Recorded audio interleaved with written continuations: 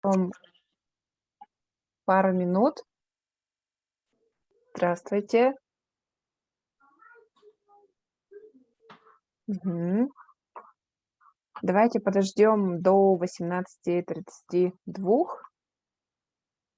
Еще хотя бы пару минут и будем начинать. Всем спасибо большое, кто подключился вовремя. Сегодня пятница, и наверняка многие будут смотреть наш вебинар в записи. Здорово, что слышно. Давайте познакомимся. Напишите, пожалуйста, в чат, как вас зовут. Хотя, в принципе, тут видно, но расскажите, откуда вы, с Якутска или с района, что вас побудило записаться на наш семинар, какие у вас есть ожидания.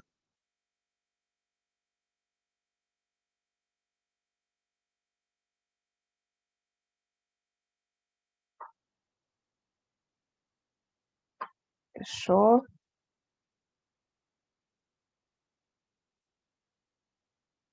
Да, давайте сделаем так. Друг друга в чате поприветствуем.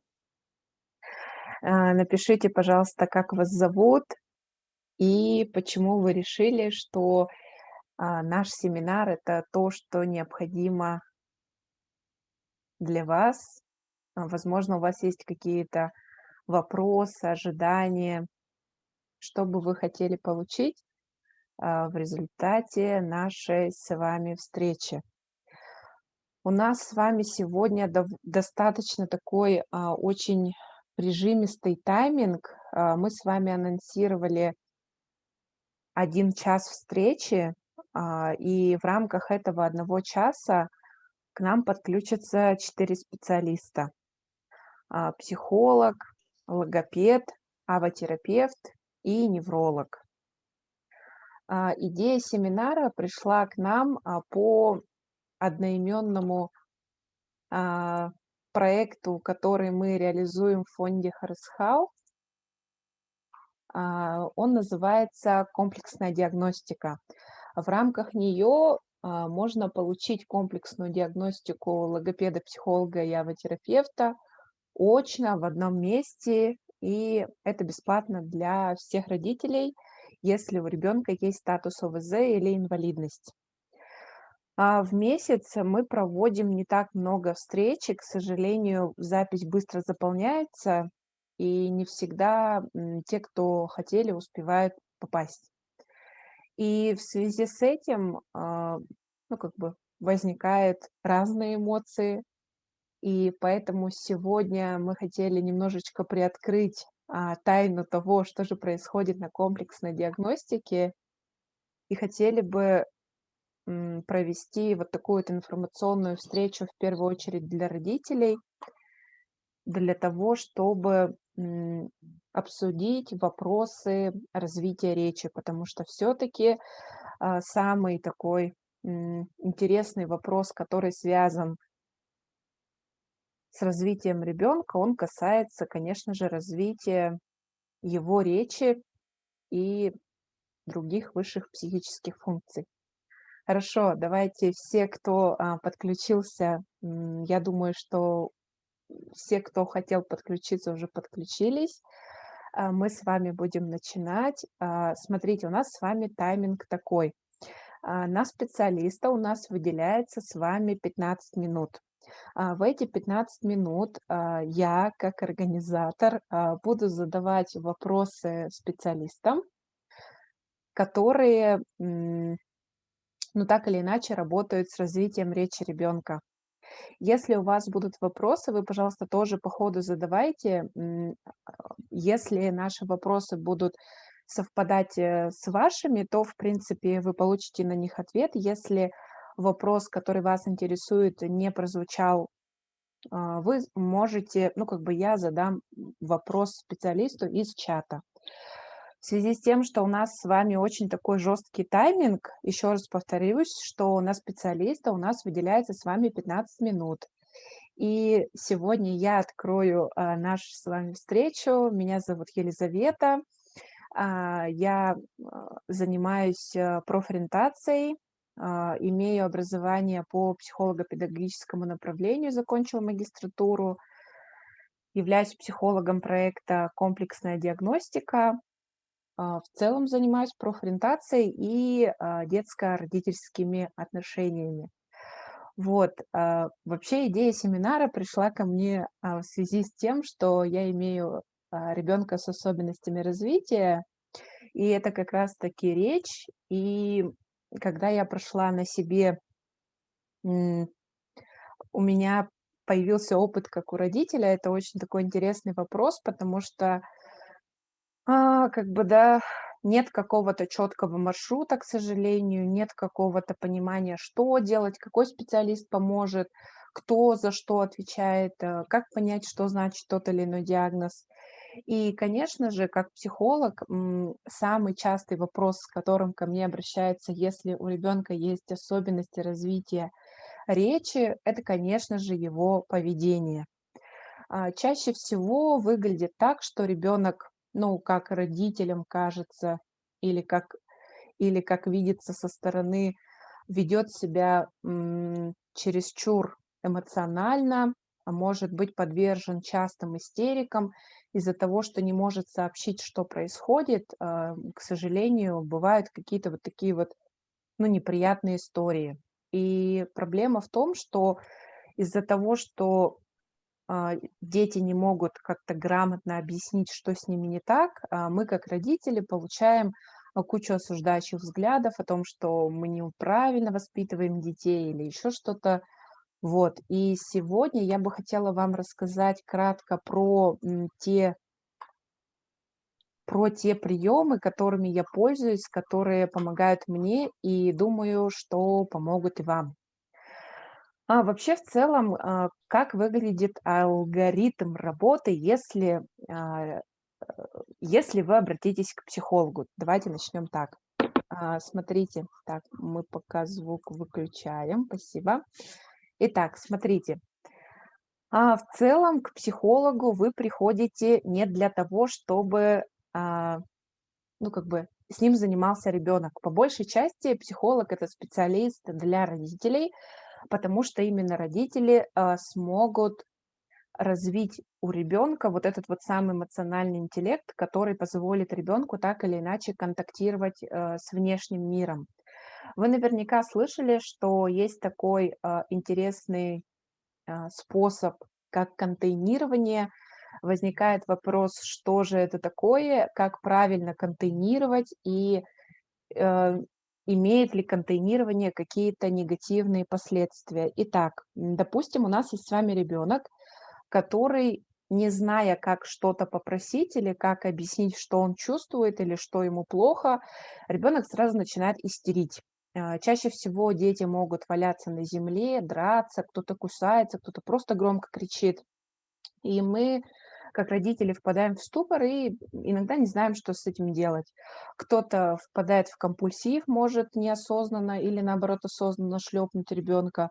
Кто-то вообще хочет поскорее отойти от него и сделать вид, что это не мой ребенок.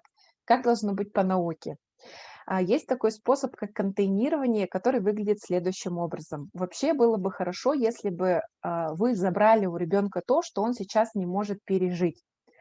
То есть в момент, когда случается истерика, вы ребенка утешаете, принимаете его, и как бы в момент истерики не ведете какой-то такой вот воспитательно-просветительный характер беседы. В момент того, что ребенку просто как бы нужна поддержка, мы вот и занимаемся этим самым контейнированием. И чаще всего упускается тот пункт, когда родитель формулирует происходящее своими словами и доносит это в понятной форме до ребенка. И потом, когда ребенок успокоился, нам кажется, что опасность миновала, и здесь мы не дозавершаем свое контейнирование, то есть не объясняем, почему так могло произойти и что же с этим делать дальше. И одна из целей задачи контейнирования — это как раз-таки научить ребенка справляться со своими эмоциями в тот момент, когда он не может этого сделать, объяснить на доступной на доступном для него языке понимание того, что почему мы не покупаем все игрушки в магазине или еще что-то.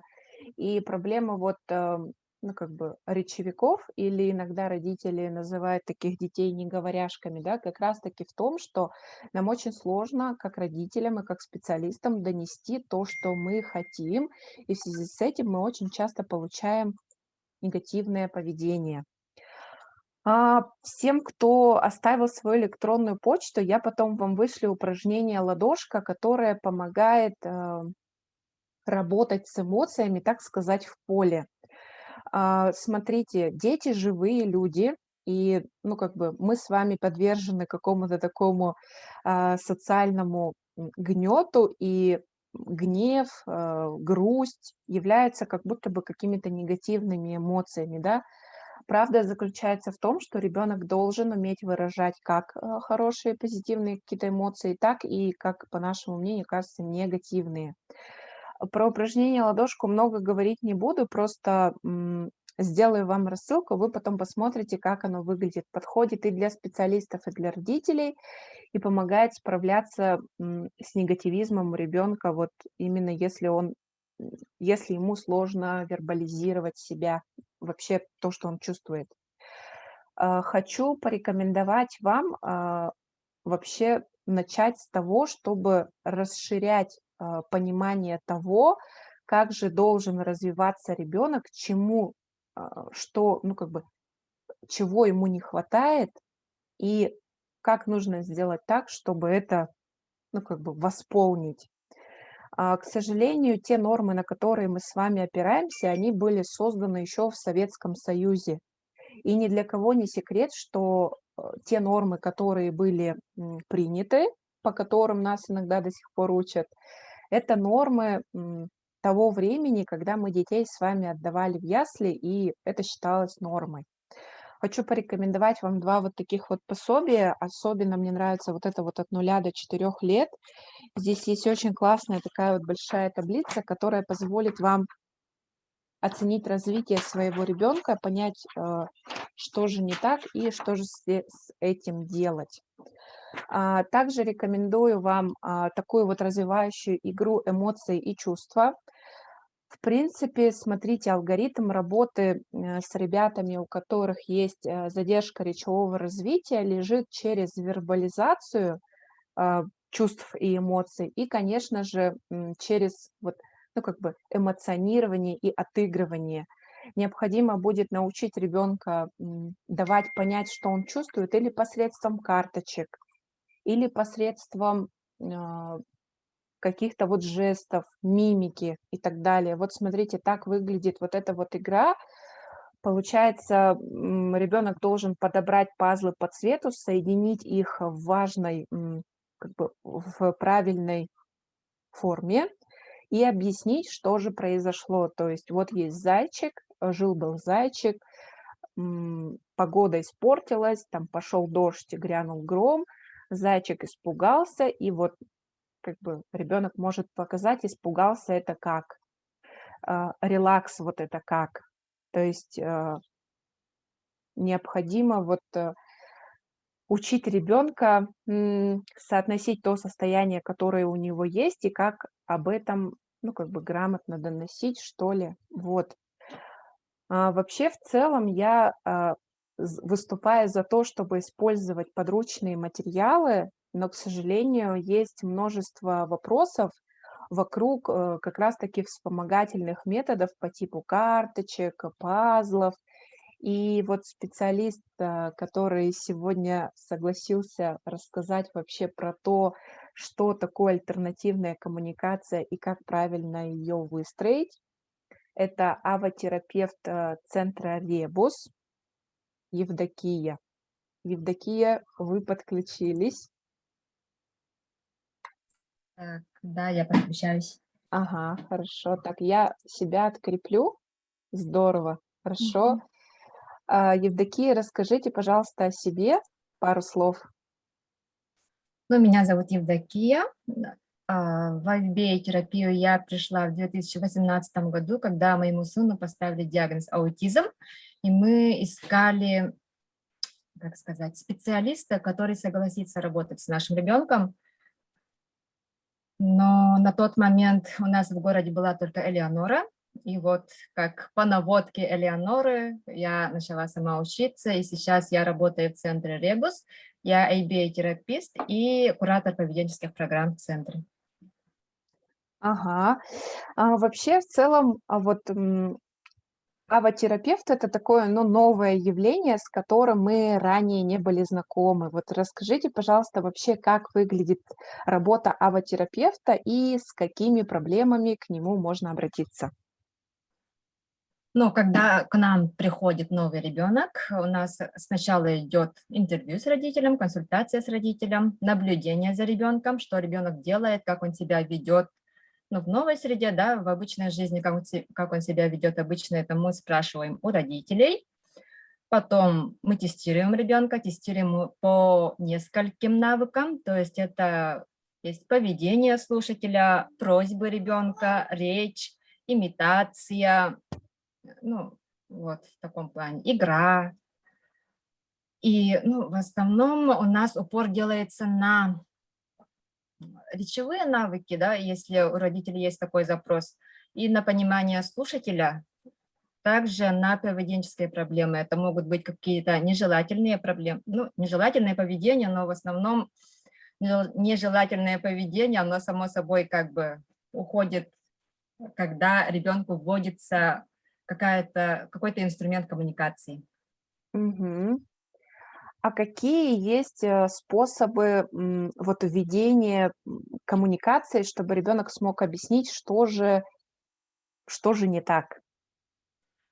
Ну, во-первых, альтернативная коммуникация, есть несколько видов, да, есть карточки PECS. Карточки PECS плюсы в том, что их легко ввести детям обычно. Так, ну и окружающие люди, когда к ним подходит неговорящий ребенок, будет и даже незнакомый человек, да, если ребенок к нему обратится, если он покажет карточкой, например, я хочу к маме, да, либо я хочу там хлеб или домой, его все поймут. А, есть еще жестовая коммуникация, но может быть такое, что по каким-либо причинам, возможно, по моторным каким-то нарушениям ребенка, ребенку жесты будут, ну, введены такие под него, и не все люди смогут его понять. Но даже если ему будут введены жесты, которые используются, например, у немых людей, да, у глухонемых, то, к сожалению, не все смогут их понять. Мгм. Но при этом жесты, они очень хорошо помогают при как бы, в понимании речи. То есть у ребенка лучше запускается понимание речи. Есть еще коммуникаторы всякие разные, но в основном мы используем либо жесты, либо пексы, Мгм. самые доступные. Сейчас у нас в городе только один ребенок, который пользуется коммуникатором, это мой сын. И пока никому не вводили, потому что до введения коммуникатора именно в пексах нужно дойти до определенного этапа. А введение пексов и жестов очень важно, чтобы они были введены правильно, и поэтому это лучше делать под наблюдением специалиста, либо самим специалистом, если есть такая возможность. Ага, здорово. А правильно ли я понимаю, что, пэксы — это вот карточки, с помощью которых ребенок может, выстроить какую-то форму, предложения, чтобы понять, что ему сейчас нужно?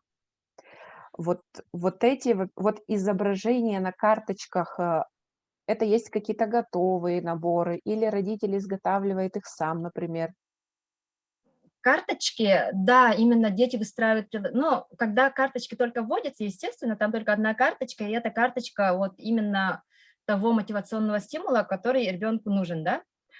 Потом постепенно расширяется, ну, как и в обычной речи, как бы это сделать, расширяется предложение. Например, я хочу печенье, да, потом, например, вводится какое-то свойство, я хочу там квадратные печенье, дай мне печенье.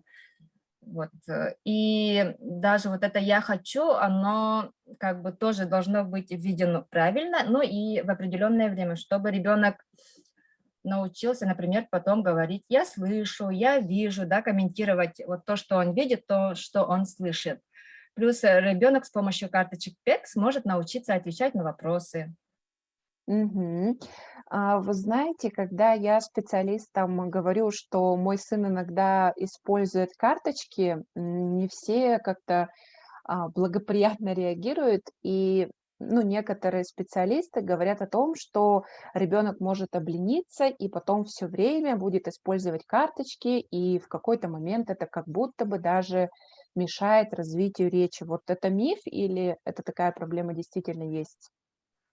Вот этот вопрос обычно задают большинство родителей. Не затормозит ли введение альтернативной коммуникации на развитие речи ребенка? Действительно, да, некоторые могут говорить, что это как-то затормозит, потому что, ну, как бы, некоторым кажется, что это легче, да, например, дать карточку, чем сказать какое-то слово. Но в действительности, например, вот эти карточки ПЕКС, либо жесты, они никак не тормозят речь, потому что, во-первых, ребенок с помощью них научится коммуницировать с людьми, то есть он научится общаться. Ну и представьте себе, например, вот вам нужно что-то попросить на данный момент, да, а вам нужно там, обычно, когда ребенок учится хорошо пользоваться карточками, у него очень много карточек, и сидеть, искать вот эти карточки, пролистывая альбом, там, либо бежать в другую комнату, принести этот альбом. Легче сказать словом. Поэтому это миф, то, что альтернативная коммуникация тормозит речь. Такого нету в практике. И логопеды, дефектологи, ну, те, кто знакомы с ABA, тоже утверждают, что это никак не влияет на речь. Ага. Это в каком-то смысле, наоборот, помогает, ну, если пользоваться этой системой правильно. То В есть какой-то момент, все-таки... в какой-то момент, например, мы начинаем убирать наше проговаривание, да, например, когда ребенок что-то просит, мы обязательно проговариваем то, что он попросил, и в какой-то момент мы начинаем постепенно, ну, как бы убирать свои проговаривания, если у ребенка есть задатки речи, и он скажет это слово. Возможно, да, в какой-то искаженной форме, но речь потом пойдет. Ага, здорово. Вы упомянули, что лучше вводить способы альтернативной коммуникации лучше под кураторством специалиста. И еще вы сказали, что, возможно, логопеды, дефектологи тоже могут быть знакомы с ABA. Вообще, Мгм. какие есть требования к ABA-специалисту? Как понять, что, ну, передо мной компетентный, грамотный специалист по АВА, а не человек, который там прочитал одну книжку? Но, во-первых, я бы родителям посоветовала как-то требовать сертификат хотя бы, да, или свидетельство о том, что они прошли курсы, и о том, чтобы понять, компетентный ли специалист, к сожалению, это можно понять только если человек ранее сталкивался с компетентными специалистами, потому что сейчас есть такое, что, да, кто-то использует элементы ABA, да, возможно, но как бы элементов ABA не может быть. То есть ABA, он если есть, или его нету. Специалист, например, может как-то вот, ну, например, логопед, он может очень хорошо совмещать ABA и логопедию. Мгм. Вот. А как понять? Ну, наверное, только попросить свидетельство о том, что он закончил, да? А требования к специалистам, ну, как таковых требований нету, главное любовь к детям и желание работать, вот и все. Хорошо. Скажите, пожалуйста, где находится ваш центр, в котором вы работаете, и можно ли к вам попасть? Мы находимся на 203-м микрорайоне. Я, если кому интересно, могу в чат написать номер администратора. Ага. Сейчас на данный момент мест нету, но дети уезжают на каникулы, и с августа месяца у нас планируется расширение, поэтому мы сейчас, как бы, как место появляется, начали принимать новых детей. Ага, хорошо, здорово. Давайте разберем какой-то такой вот практический пример. допустим, вот из практики, да, есть ребенок, который в момент негативизма плюется. Допустим, это гипотетический ребенок, все совпадения считайте просто случайностью, а гипотетический ребенок, ему 6 лет, у него отсутствует речь, и вот если что-то идет не по сценарию, он начинает плеваться. Мгм. Соответственно, это вызывает волну негодования и у окружающих, и у родителей. Возможно, даже могут иногда, ну, как-то вот применить к нему какую-то такую физическую силу. Вот расскажите, пожалуйста, как быть в такой ситуации, вообще, как правильно работать? Ну, как Ну, реагировать? плевки, да, можно считать как нежелательное поведение, потому что это в первую очередь мешает ребенку социализироваться. А, Обычно, когда родители обращаются к нам с нежелательным поведением ребенка, мы делаем, ну, хотя бы краткий, да, но функциональный анализ, и нам нужно понять именно предшествующие факторы, которые вызвали вот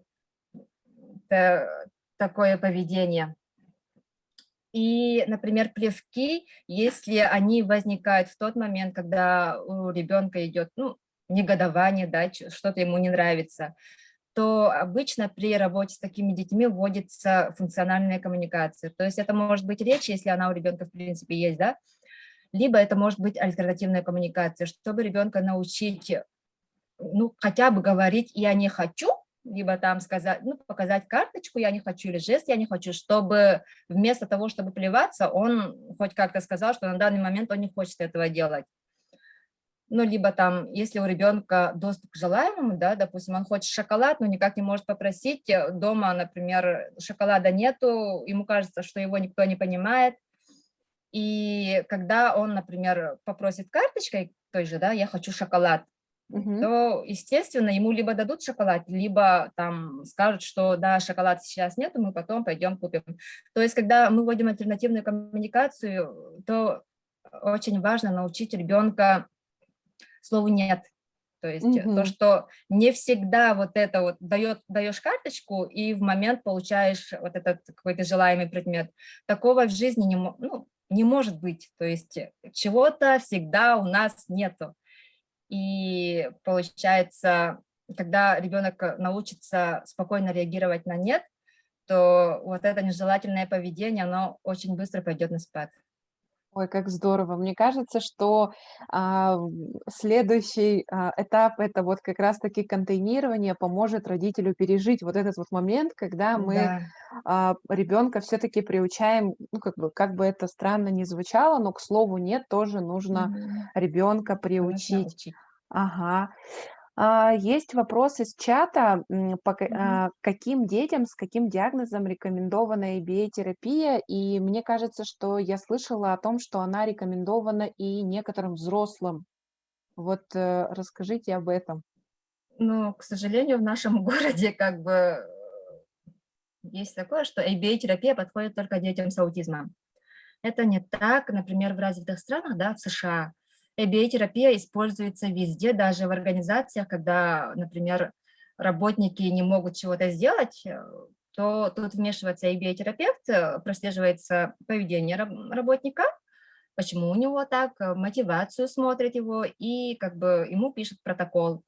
У нас мы сейчас работаем с детьми в основном с РАС, ну, к нам обращаются дети с РАС.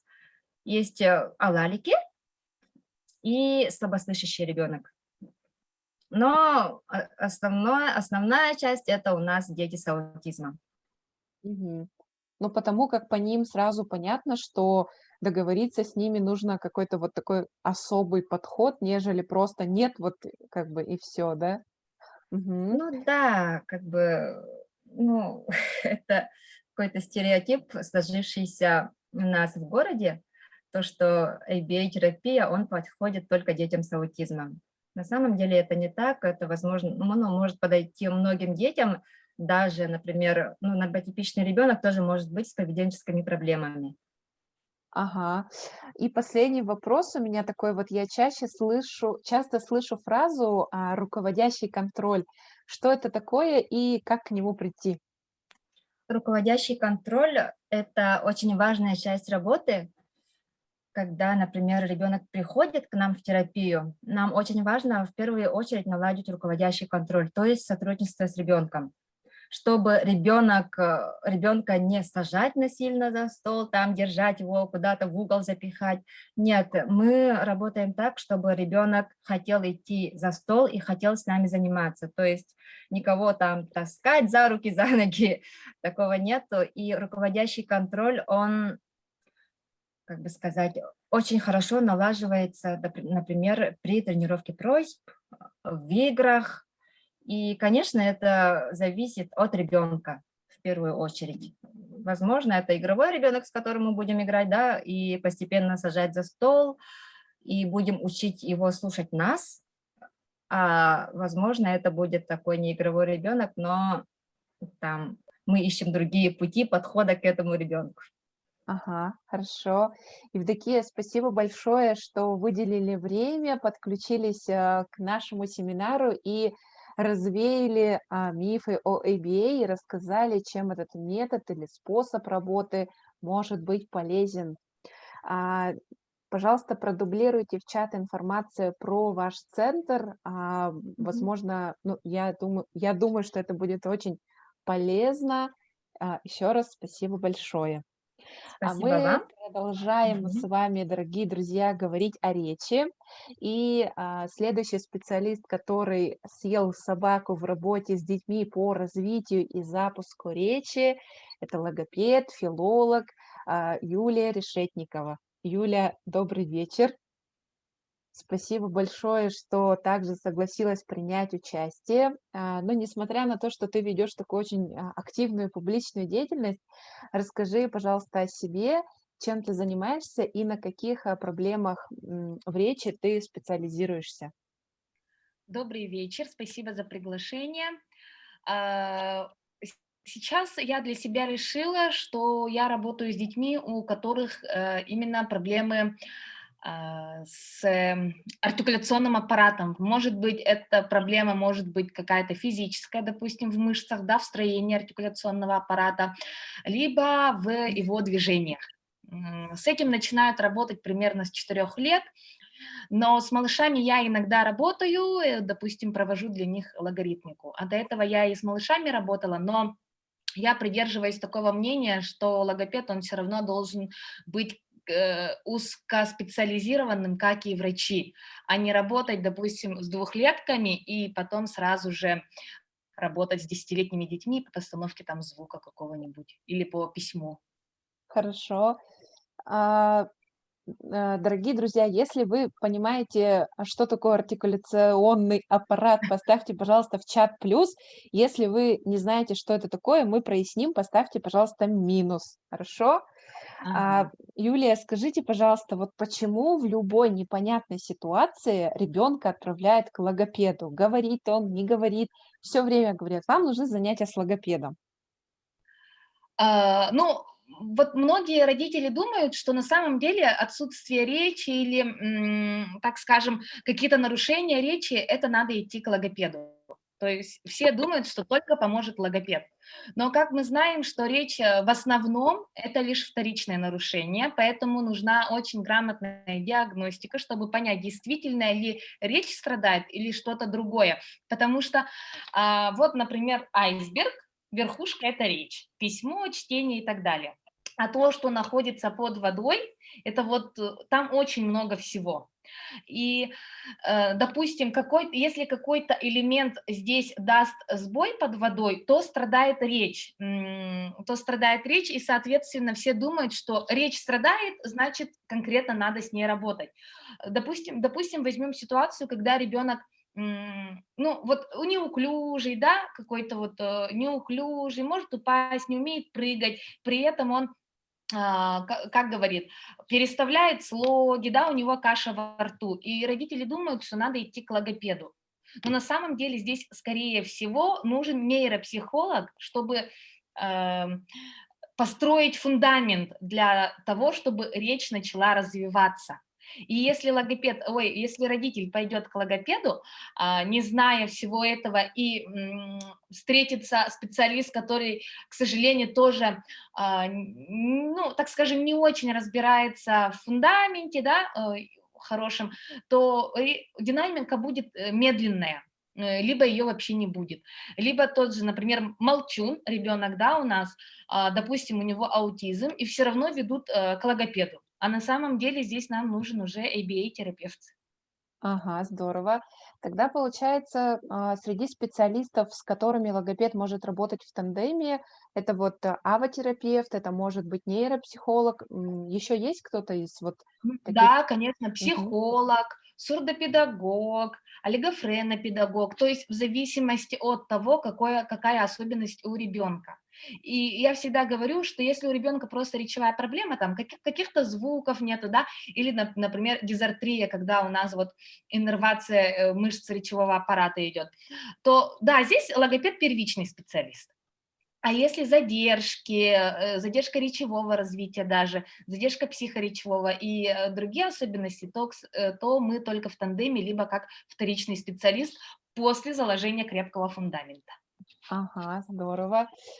Бытует мнение, что логопед — это человек с карточками, и прежде чем привести ребенка к логопеду, необходимо усадить его за стол. Ваше мнение, лучше за столом, под ним, над ним, и вот как лучше заниматься с ребенком? Ну, тут надо смотреть по ребенку. Если это дошкольник, то за столом, ну, вот психологи говорят, да, что 15-20 минут максимум ребенок может выдержать занятия, ага, так и есть. И вообще дети и психологически, и физиологически в дошкольном возрасте, и даже в младшем школьном возрасте, они не готовы сидеть за столом. А еще сейчас дети такие пошли, что их надо заинтересовывать, чтобы постоянно держать фокус его внимания к себе. Поэтому я предпочитаю более такие игровые методы, но разделяю. Здесь мы немножечко за столом позанимаемся, допустим, что-то, если лепим, да, рисуем, закрашиваем. Это все для осанки, конечно же, для каких-то физических, чтобы какой-то нагрузки не было, да, неправильной. А все остальное, конечно же, в движении. Я вообще сама люблю движение. Хорошо, я наслышана и даже попробовала ваш курс домашних занятий, и в связи с этим вопрос: как маме построить домашние занятия, возможно, даже вот с помощью ваших курсов или прочитав какую-то книгу, вот как лучше сделать? А, с Так, во-первых, не надо покупать, специальные игрушки. Если вы купите, это, конечно, хорошо, но если нет возможности, из домашних, разных бытовых предметов можно, в принципе, что-то придумать. Самое главное это системность. То есть если вы решили заниматься с ребенком, вы должны делать это ежедневно, но не так: "Так, все, позавтракали, теперь заниматься", чтоб такого не было. Да, конечно, некоторым детям такой четкий график нужен, да, я люблю во время режимных моментов. То есть если у ребенка нет каких-то неврологических особенностей, да, то можно все игры во время режимных моментов. Например, вы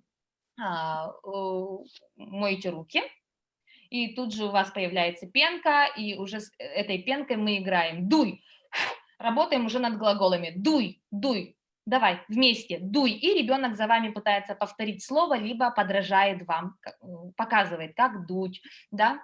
Моем посуду, ребенку даем губку, 2 стакана, и он должен переливать из одного стакана в другой воду, и при этом что-то произносить, например, у. Это вот малышам. Мгм. И во время таких вот режимных моментов, когда что-то мы делаем, можно подключать какие-то игры. Мгм. У нас есть вопрос: на что обратить внимание, если ребенок 5 месяцев не гулит? Здесь лучше обратить внимание, значит, сурдолог, проверить слух. Во-вторых, это невролог. Лучше к ним Мгм. обратиться. Мгм. Мгм. Можно ли делать логопедический массаж дома, и вообще, что это такое логопедический массаж? Вот сегодня как раз мне писали, ребенку 2,5 года назначили массаж, поэтому он не говорит. На Ага. самом деле, то, что ребенок не говорит, массаж-то он не поможет. многие думают, что массаж это для запуска речи. Массаж делают тем детям, у которых, вот как я уже сказала, идет какое-то мышечное изменение тонуса, либо повышенный, либо пониженный, и вследствие этого ребенок не может управлять своими артикуляционными органами. Допустим, губами он не может сделать вот так или так. То есть у него они могут быть мышцы слишком расслабленные, либо наоборот слишком зажатые. Языком он тоже не может управлять. Вот. И поэтому только по рекомендации специалиста после осмотра невролога нужно делать логопедический массаж. Какие-то элементы можно выполнять дома, но лучше всего, конечно же, пусть специалист с курсами, так будет намного эффективнее. Мгм. Но он не запускает речь. Хорошо, тогда что запускает речь? Что запускает речь? Ну, для начала попытаться выяснить причину. К сожалению, в нашем городе сделать это сложно.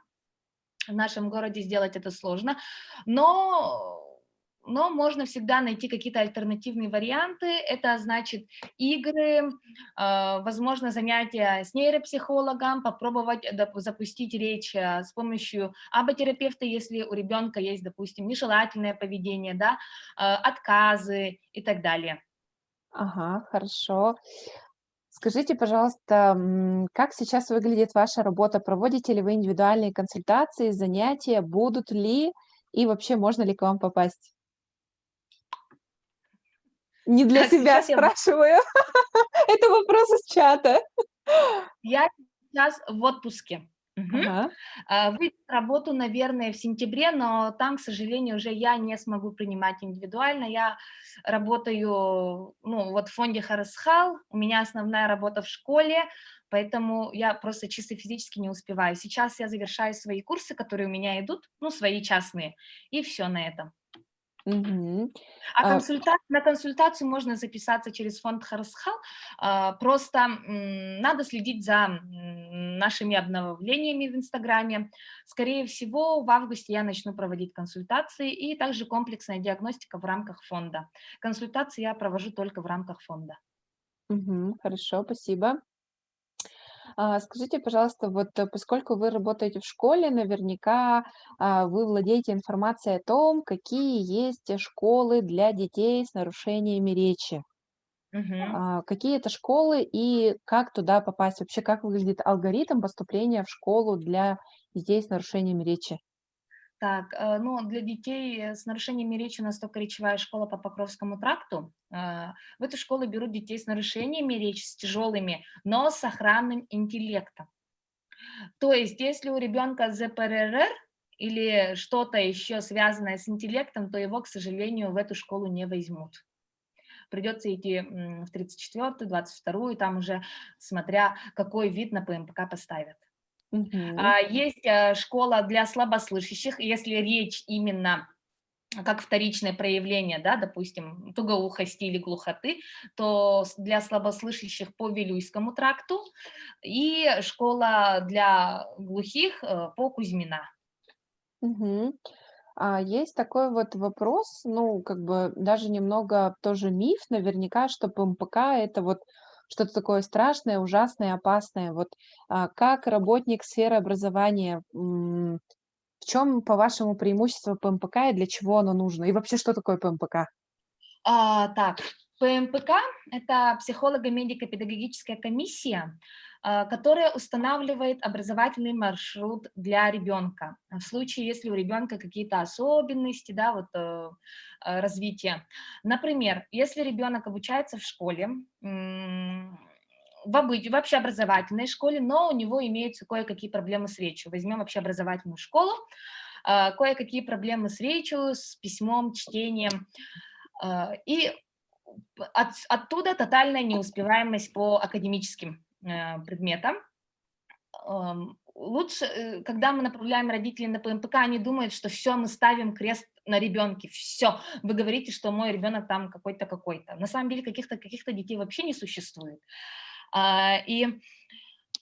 Но что вам даст вот это вот заключение? Заключение вам даст работу со специалистом в школе.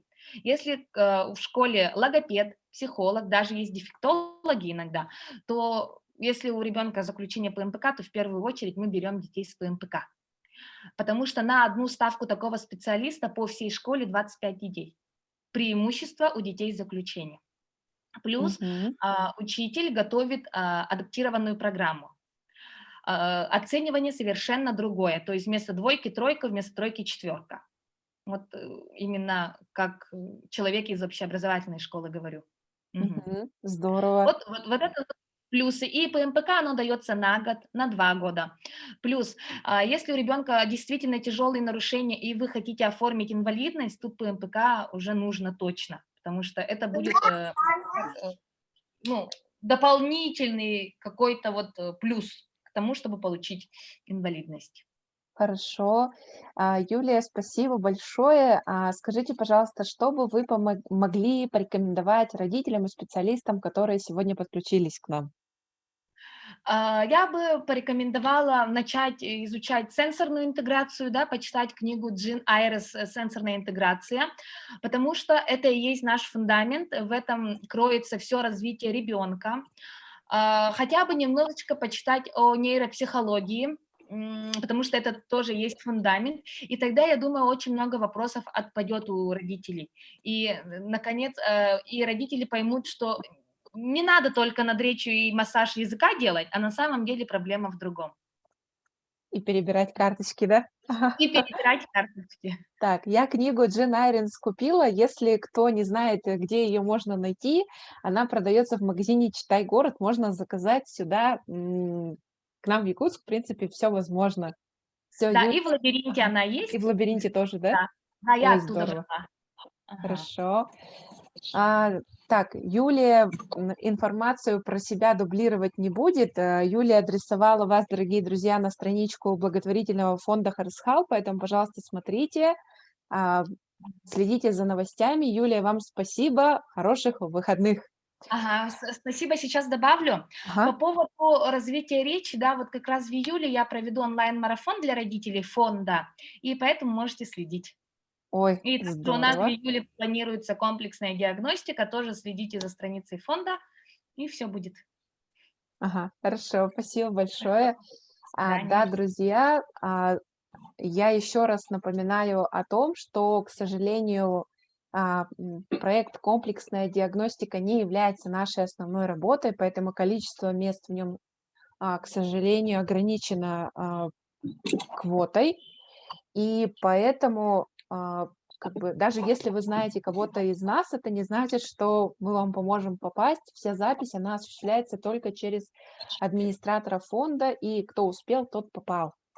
Мы с вами плавно движемся к завершению, и к нам подключился специалист, который сегодня завершит нашу сегодняшнюю встречу. Это врач-невролог, моя тезка Елизавета Сивцева. Елизавета, здравствуйте. Расскажите, пожалуйста, о себе. И я думаю, что вот к вам будет очень много вопросов. Ну, по крайней мере, у меня точно много вопросов подготовлено. Здравствуйте. Я работаю неврологом с 2009 года. Работаю в республиканской больнице номер 2, ну, в неврологическом отделении, соответственно. Хорошо. Ну, самый такой главный первый вопрос, как раз-таки в любой непонятной ситуации родители отправляют или к логопеду, и к неврологу. Вот почему так бывает, и вообще, что может влиять на отсутствие речи у ребенка все-таки? Ну, отсутствие речи может быть в структуре как бы основных заболеваний, которые есть у ребенка, да. Такое отсутствие речи называется первичным. Заболевания неврологические, это могут быть детские церебральные параличи, эпилепсия, аутизм, умственная отсталость может быть, различные какие-то генетические синдромы могут быть, либо последствия инсультов, потому что инсульты сейчас встречаются даже у детей. Мгм. А также вот задержки речи вторичные, это когда ребенок, ну, по-простому называется педзапущенность, да? Ребенок родился здоровым, но не получил, ну, как бы окружающая среда была не соответствующая для развития этой функции головного мозга. Потому что человек развивается только путем обратной связи. Только если ребенок получает что-то в ответ, у него эта функция развивается.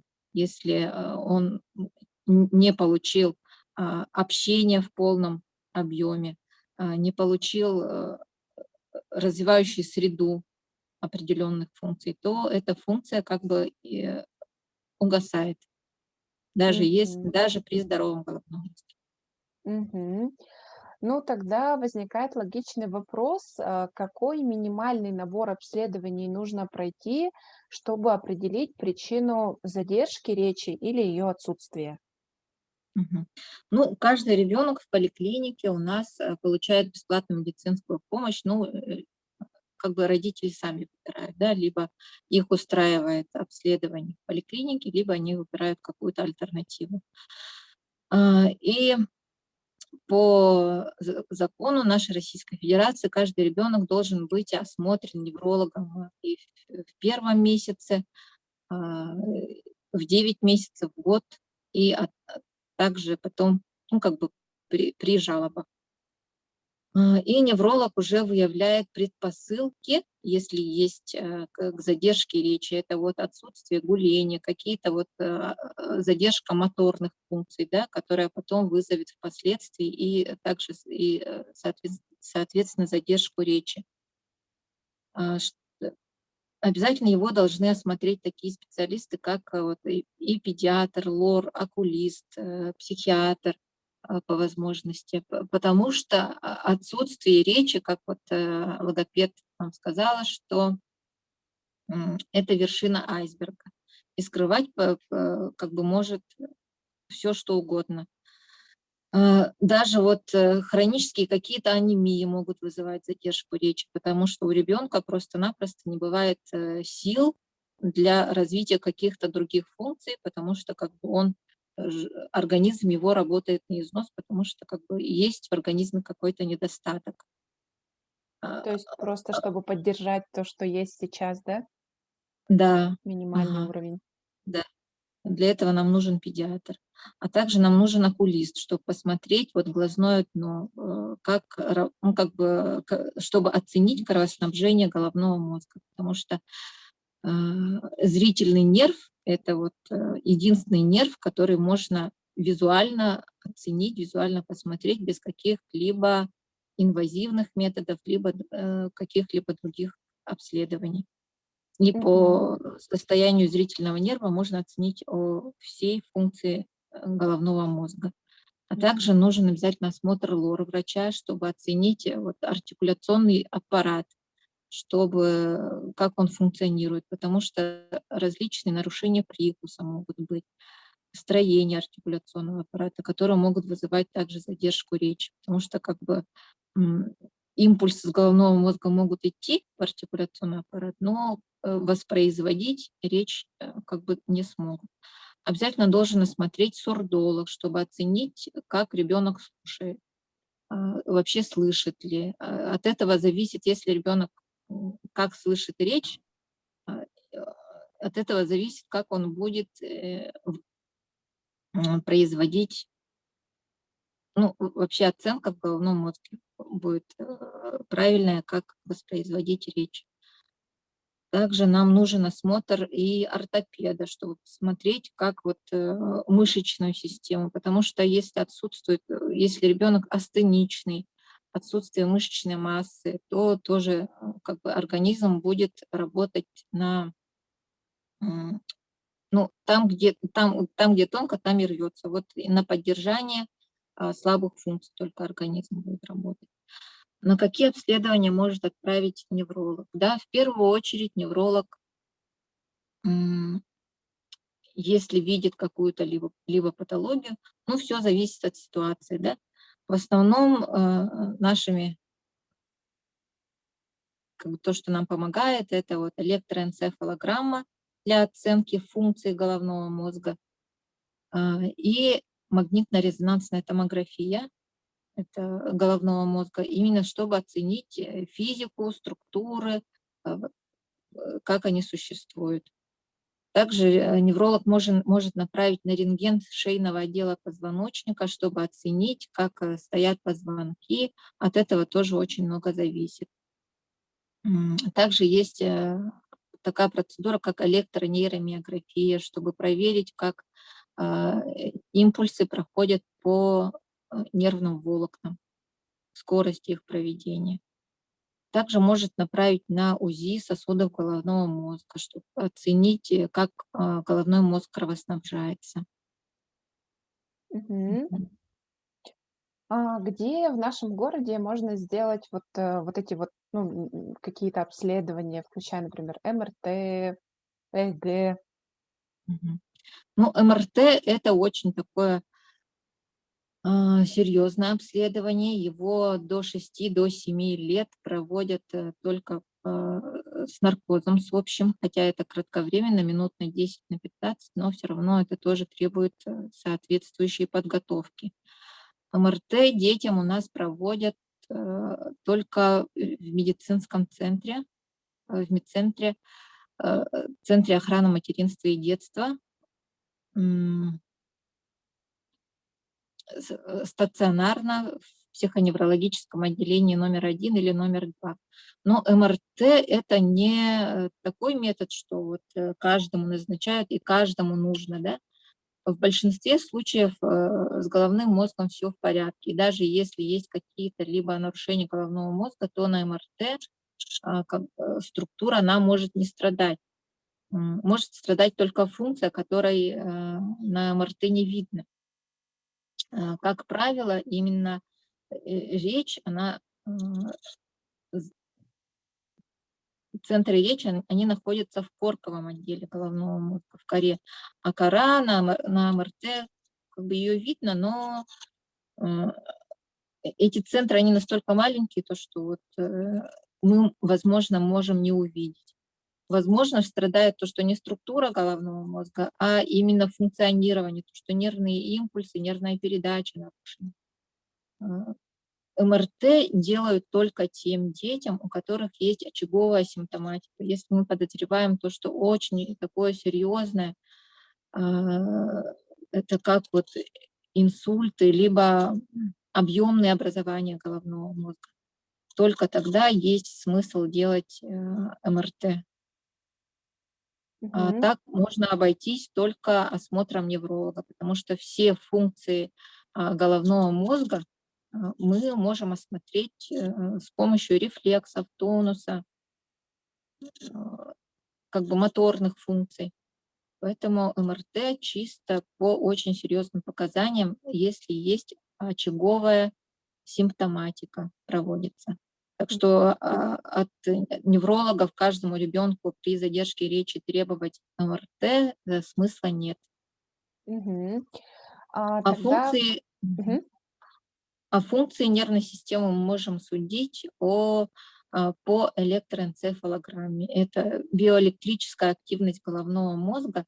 Как известно, наша нервная система работает по типу электропередачи, что вот нервные импульсы у нас передаются от головного мозга вот, ко всей периферии, как электрический ток. И эти все вот, эта работа можно увидеть по волнам на электроэнцефалограмме. То, что вот определенные волны, они появляются в определенном возрасте, и как вот они появляются, можно оценить развитие головного мозга. Лучше выбирать ЭЭГ со сном или подойдет и вот эта вот мини-версия, когда ребенок просто сидит? М, Вообще очень хорошо, что сейчас у нас появилась возможность делать ЭЭГ-мониторинг, да, это длительное ЭЭГ в течение 3–4 часов или даже, если требуется, ЭЭГ сна, которая проводится в течение всей как бы ночи, да, ночного сна. Лучше всего делать ЭЭГ, длительное мониторирование, именно включая сон, потому что мы должны оценить фазы сна. Фазы сна влияют, ну, как бы имеют огромное значение, потому что наша память формируется только в фазе медленного сна. Поэтому мы обязательно должны смотреть сон. Если как бы бывает то, что ребенок все время пребывает в фазе поверхностного сна, то нервная система, она не отдыхает, не усваивает полученную за день информацию. И это Так что, может спровоцировать, да, какие-то, и в том числе и конечно, проблемы, да, в поведении, утомляемость. А мы да, будем думать, да, и что проблемы с поведением, с вниманием, вообще вот с памятью, с речью. Все может страдать, если нарушен сон. Поэтому хорошо. лучше делать ЭЭГ сна. Мгм. Но мне кажется, не секрет ни для кого, что все-таки мы, как родители, ищем какой-то такой волшебный способ, который запустит речь. То есть, ну, как бы вот ищем Мгм. какое-то свойство, способ, метод. И от врача мы бы хотели получить какую-то вот такую прям, ну, можно даже так сказать, таблетку, которая поможет запустить речь. И в связи с Мгм. этим вопрос, существуют ли медицинские, медикаментозные способы коррекции задержки? Мгм. К сожалению, на данном этапе развития медицины такого препарата нет. Все препараты, которые обещают а, помочь при таких, ага, а, не имеют достаточной доказательной базы эффективности. А, Все препараты, которые вот используются при задержках речи, они должны очень тщательно подбираться специалистам, потому что причины сейчас различные. Если раньше считалось, что как бы, задержка речи — это обязательно какая-то гипоксия во время родов, да, или во время беременности, какие-то инфекции, это обязательно повреждение головного мозга, то сейчас уже считается, что задержка речи — это именно или первичная, или вторичная, то, что вот, а если она вторичная, чаще всего сейчас именно идут вторичные задержки речи, то никакое лечение при этом не поможет. Только большим кропотливым трудом можно получить результат, большой работой. Но мне кажется, что задам такой очень интересный вопрос с подвохом. У нас есть такая вот интересная история сформировалась все-таки вокруг определенных методов, которые так или иначе говорят о том, что вот это поможет для речи. Ну, среди таких процедур, например, как томатис, это вот в наушниках, по-моему, музыку слушать, да, это микрополяризация, бак, это какие-то вот такие вот, возможно, уколы, которые так или иначе тоже, ну, обещают нам какой-то положительный эффект. Вот как быть с этим? То есть, ну, есть родители, которые а, поддерживают эти методы, а есть те, кто не поддерживает. Вот правда посередине, и вот как оценить, насколько, ну, это поможет моему ребенку и на что мне, как родителю, опираться при принятии решения вот о таких способах помощи ребенку. Ну, как правило, когда начинают заниматься ребенком, то помощь, она комплексная, да, то, что подключают и лечение, какие-то физиопроцедуры, и занятия с логопедом, и точно а потом вот говорят, вот мы это начали, потом вот это нам помогло, и выявить именно то, что помогло, мы не можем. В большинстве случаев помогает ребенку физиологический вот онтогенез, то, что вот сам мозг дозревает. Мозг ребенка, он, когда родился, он функционирует только вот на 20% и развивается до 12 лет. И то, что вот зрелый мозг взрослого человека мы можем сказать только после 12 лет. И вообще природа очень мудрая, она заложила в ребенке м, к- э, колоссальные вот силы, которые могут сами себя восстановить. И то, что даже с помощью, э, и то, что как бы развитие случилось с помощью этого или с помощью другого, или просто сам мозг дозрел, мы как бы точно сказать не можем, но определенно можем сказать, что препараты наотропы, такие как вот кортексин, церебролизин, активигин, они должной доказательной эффективности не имеют. То, что все исследования рандомизированные, которые проходили, они проходили на очень малом количестве детей, и во многих странах некоторые препараты даже вообще запрещены к использованию, так как могли даже приводить к летальным исходам. Поэтому с такими препаратами нужно быть очень осторожно, потому что появляется очень много современных заболеваний, которые вообще не лечатся. Это не я не запугиваю, просто такие заболевания есть. Это аутоиммунные заболевания, которые при введении чужеродного белка в организм человека иммунитет наш совершенно начинает по-другому работать и работать против своих же клеток, а чаще всего против своей нервной системы, потому что как бы все белки очень любят миелиновую оболочку нервной системы и очень часто ее повреждают и могут приводить к таким заболеваниям, как миастения, рассеянный склероз, различные миелопатии. Это наша картина, это наша реальность. И с препаратами, которые производятся из чужеродного белка, там, телят, баранов, там, ну или кого-либо. С этими препаратами нужно быть очень осторожным, потому что они могут приводить к аутоиммунным заболеваниям, которые не имеют на данном этапе развития медицины лечения никакого.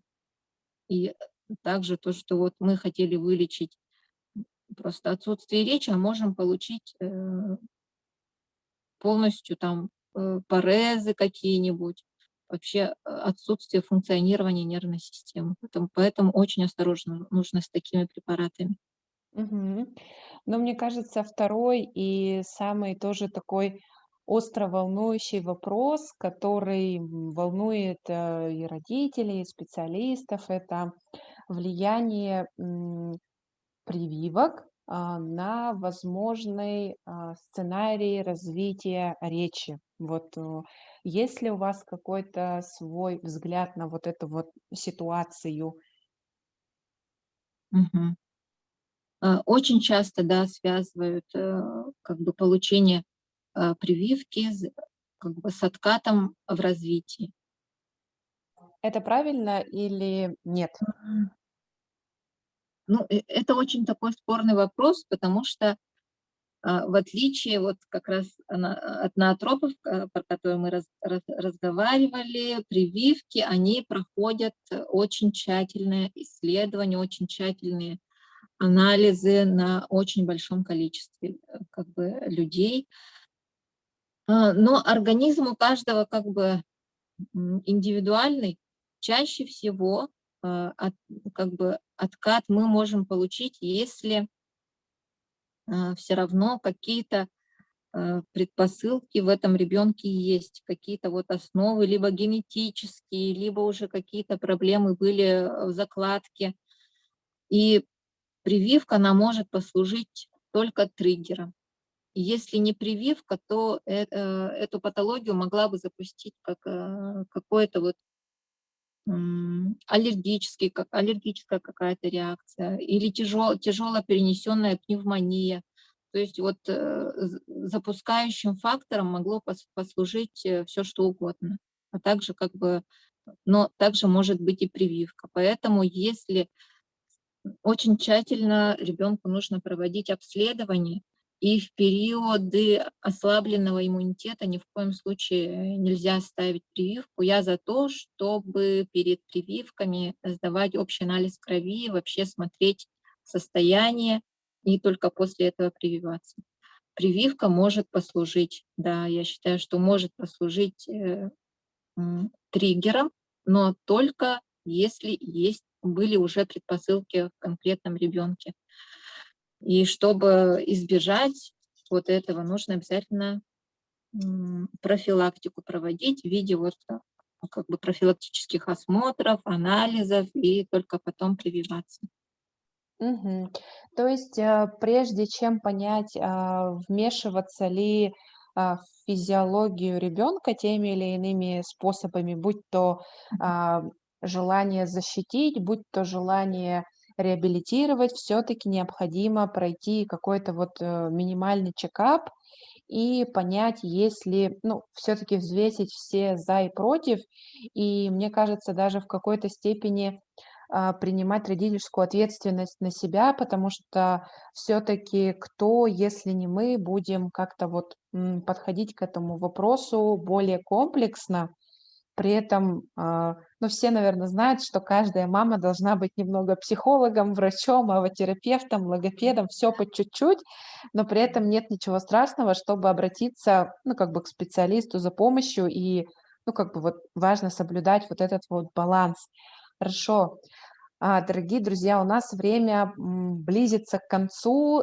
Есть ли у вас какие-то вопросы, которые, возможно, мы не затронули и которые вы бы хотели, чтобы мы сейчас осветили? Ну, у меня такой, наверное, последний вопрос. Я думаю, что, ну вот, как часто необходимо посещать невролога, это все-таки прописано законом, мы уже это проговорили. То есть хватит ли такого профилактического посещения раз в полгода или нужно раз в год? Но раньше по программе здоровья, да, было то, что нужно ходить каждые 3 месяца, но сейчас раз в полгода, а после года, а то и только по жалобам. Мгм.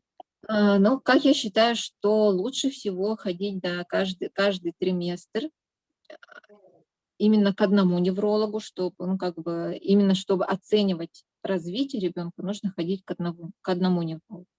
Мгм. Если по жалобам и вас не устроили как бы, и рекомендации, и диагноз, можно ходить, ну, как бы, к минимум к 3 и выбрать то, что вам по душе. Да. Мгм. Самое главное, ни одному из них не говорить, что ты пошел к кому-то другому, чтобы как-то не поставить, себя как родителя в неловкое положение. Хорошо, Мгм. скажите, пожалуйста, можете ли вы посоветовать родителям или специалистам какие-то книги, пособия или вот, возможно, что-то есть? Потому что сегодня мы очень много говорили про мозг, про то, что, Мгм. например, вот я сама недавно узнала, что есть такое понятие, как миелиновая оболочка, что она важна и, ну, как бы влияет.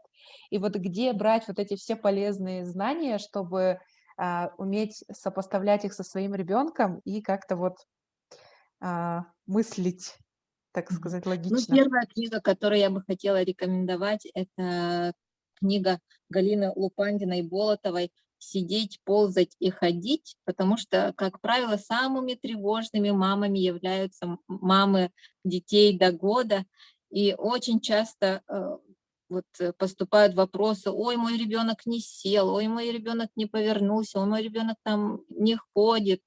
В этой книге вот все дано, что во сколько должно у ребенка развиваться, да, и почему ребенка нельзя самостоятельно садить самим, почему ребенка нельзя помещать в ходунки, в прыгунки. Вот это и есть как бы в этой книге. И, как правило, вот еще Юлия нам рассказала про сенсорную интеграцию. И в этой книге, если вот все делать по этой книге, м, сенсорика ребенка будет правильно развиваться. То есть мы потом можем избежать таких проблем, как и задержка речи, и проблемы в обучении, в математике. Поэтому вот эту книгу я очень рекомендую всем мамам до года. Так. И еще вторая книга, которую я рекомендую, моя любимая, это «Дети тюфяки и дети катастрофы» Екатерины Мурашовой, потому что вторая очень часто то, что вот по поводу чего обращаются, это синдром дефицита внимания с гиперактивностью. То, что почему вот мой ребенок там все не сидит, не усидчивый, все время бегает, или почему сидит, как будто смотрит, но не слышит, как будто слушает, но не слышит. В этой книге все вот и почему так происходит, и особенно что с этим делать. Очень практические рекомендации есть. Я говорю с выключенным микрофоном. Я продублировала в чат все те рекомендации, которые сегодня звучали от специалистов. Елизавета, спасибо вам большое. Спасибо большое Спасибо за приглашение. родителям и специалистам, которые подключились. Обратите, пожалуйста, внимание, что в июле у нас тоже будет работать комплексная диагностика, и если вы хотите встретиться с нами очно, показать своего ребенка, приходите, подписывайтесь на страничку Харысхала в Инстаграм, ставьте уведомления о публикациях, записывайтесь, будем рады видеть вас. Хорошо? Всем хороших выходных, они планируются быть длительными. Если у вас будут вопросы, пожалуйста, пишите нам. Хорошо? Все? Можно ли просто прийти к нам? Хороший вопрос. Хороший вопрос. Мы подумаем, и я думаю, что если бы не пандемия, то можно было бы собраться на большой какой-то такой вот большую встречу, потому что, ну, 15 минут это мало, но для того, чтобы понять, подходит ли вам специалист, какими понятиями он оперирует в своей работе, для того, чтобы познакомиться, посмотреть. Это очень, ну, такой интересный формат. Как только пандемия закончится, я буду просить наших очаровательных гостей, девушек, встретиться вживую. Все, всем спасибо. До новых встреч. Подписывайтесь на страничку Харысхала. Если есть вопросы, спрашивайте, пишите. И хороших выходных. Все, до встречи.